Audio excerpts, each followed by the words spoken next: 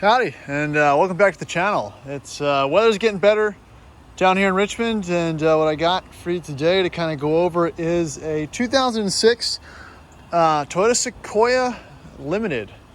This particular Sequoia belongs to my girlfriend's parents. They've since upgraded to a 200 Series Land Cruiser, and so this has been sitting in the driveway for a while.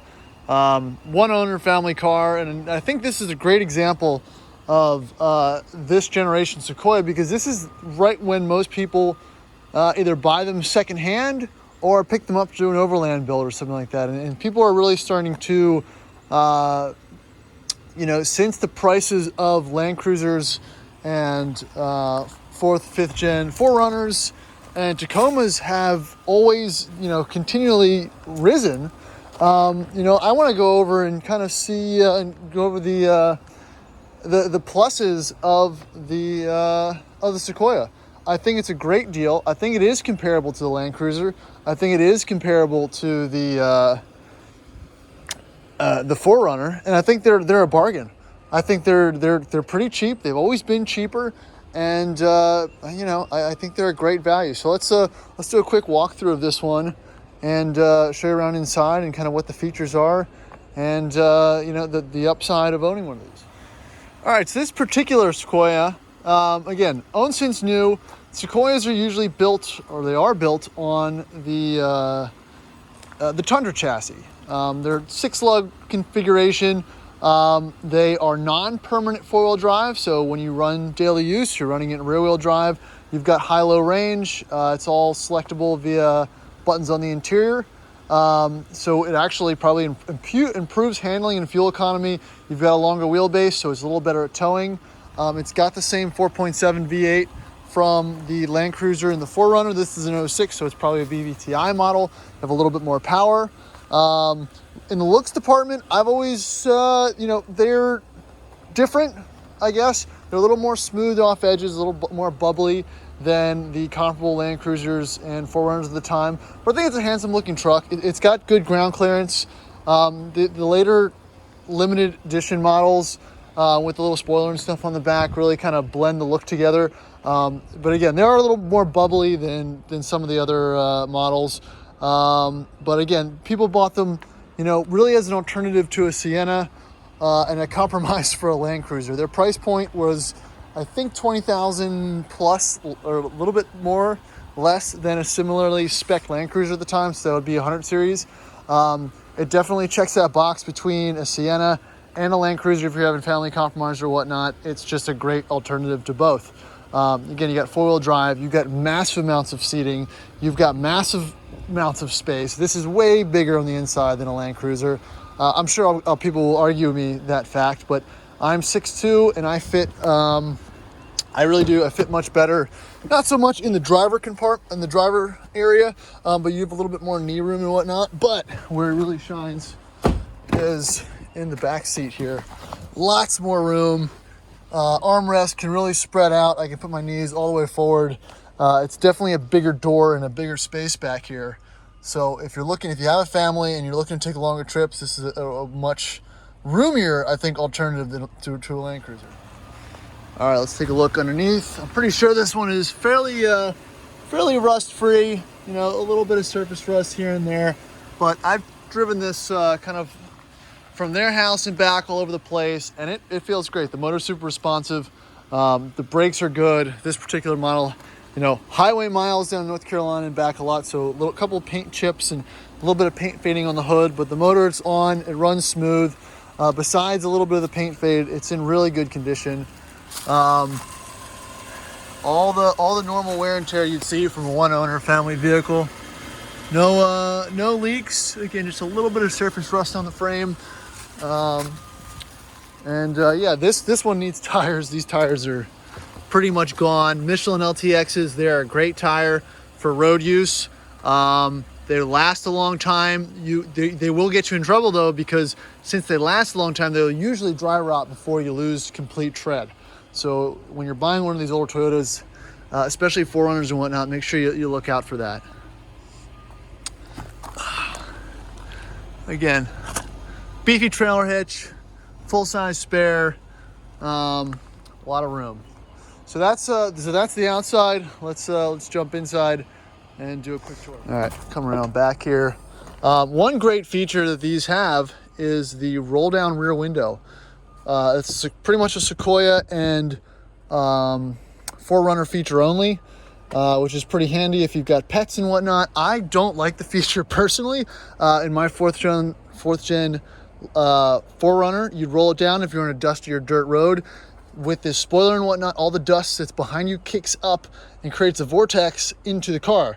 So you never, unless you're on the beach or you're not going anywhere where there's any kind of dust, it does create a mess. And if you're riding on the highway, it kind of sucks exhaust fumes in the car too. But that's just my personal preference.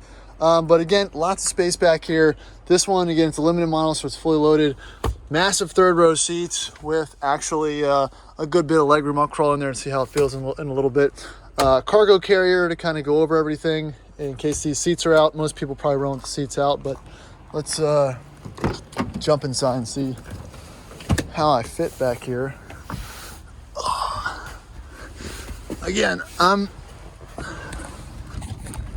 6'2", and I fit fairly comfortably back here. 2 cup holders. My mom had an 06 or 05 Sienna back in the day. It was just about the same amount of leg room. The only thing you don't get is that recessed trunk area back there. So again, nice leather all around. But it's funny, all these family owned cars are about the same. Full of dog hair, bunch of stains, but everything's functional, everything works, AC works. Here's the interior as far as the console and everything is. It's kind of a funky layout. I've never really been a fan of how this dash looks. The same thing is in this first gen Tundra as well. It's very soft features. It doesn't really do it for me, but again, everything's very functional. The layout's odd. You've got the mirror controls down here. You've got your heated seats over there. So it's not really as thought out as a comparable Land Cruiser, but again, it's all that same hard plastic. You do get the captain's chairs up here, which is nice, especially for long trips.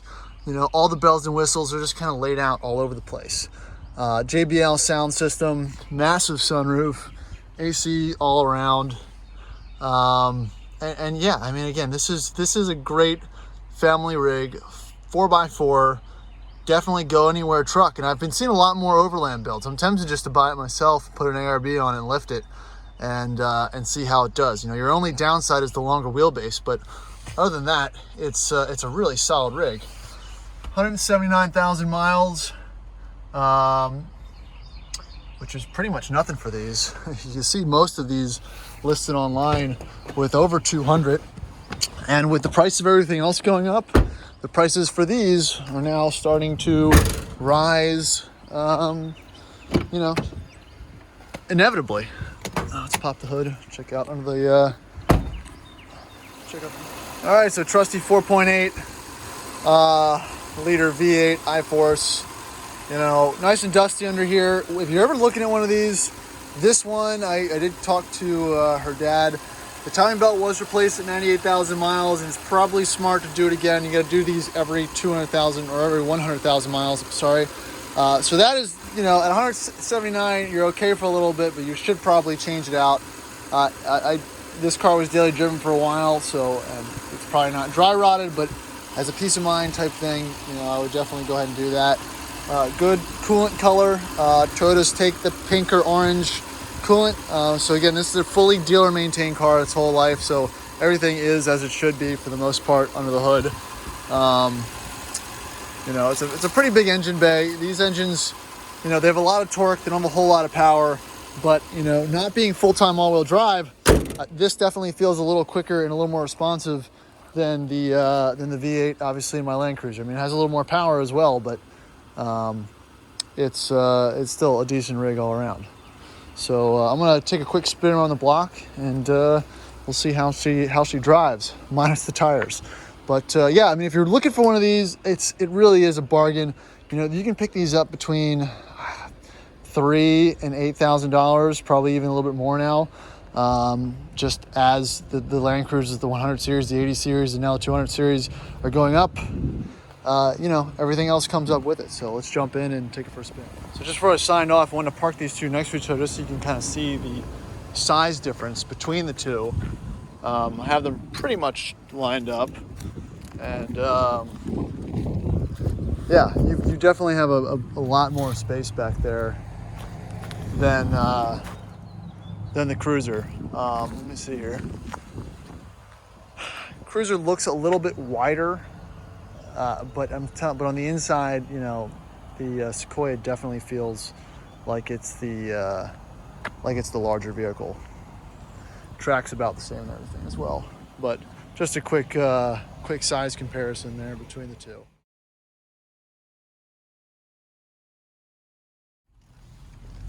All right, the first thing you'll note when driving is it has a column shifter, which I like. It's right there. Gear shift is pretty much instantaneous, so the transmission's in good working order. Another thing I forgot to mention is the infotainment screen is kind of wonky. You saw these a lot also in Tundras and second gen, fourth generation, so like a 2006, 2007, 2008 4Runner that had these as well. You know, it's fine, but a little bit wonky. I'm trying to see, I don't know if you can just take traction control off. All right, let's go. Yeah, it'll do a burnout. So being on the racing slicks probably doesn't help either. But yeah, the ride is smooth. You can definitely feel the difference with the longer wheelbase. It doesn't kind of jostle around as much. Great seating position. You know, you've got grab handles here.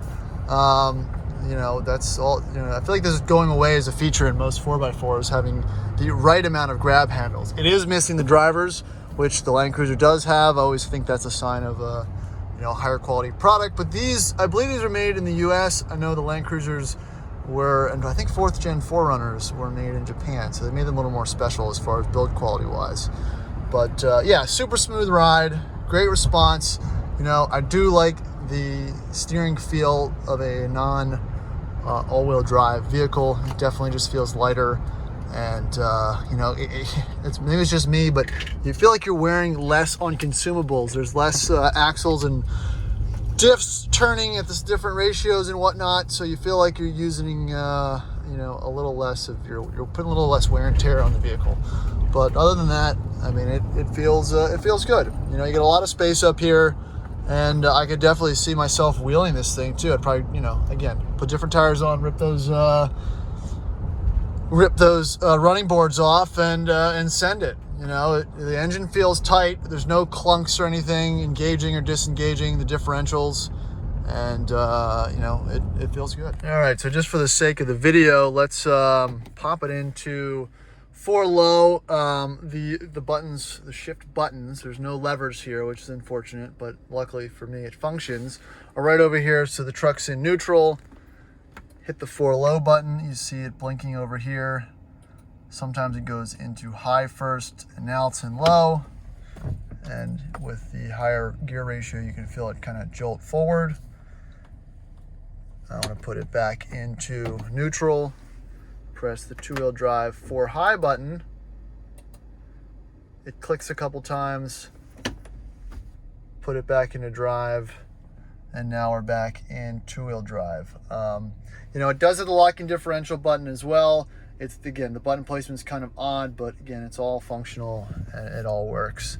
I doubt this particular vehicle has been in 4-wheel drive more than a couple times, but it's always good on these old push button 4-wheel drive Toyotas and Lexuses to give it a shot, because like I said, most owners don't ever use it, and if you don't use it, you sometimes lose it. So if you're on a test drive, you're checking one of these out, make sure you definitely engage your differentials and your lockers and your center diff locker, blah blah blah, just to make sure it's all functional. So that is really all I got for the Sequoia. I have this at my house because they want me to sell it.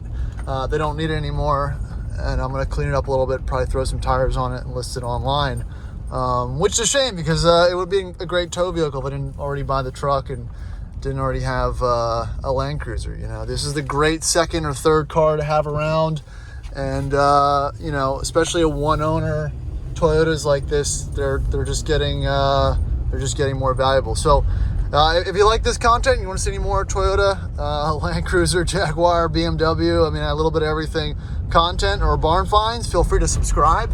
Check out the rest of the channel. So that's all I got. Thanks, guys.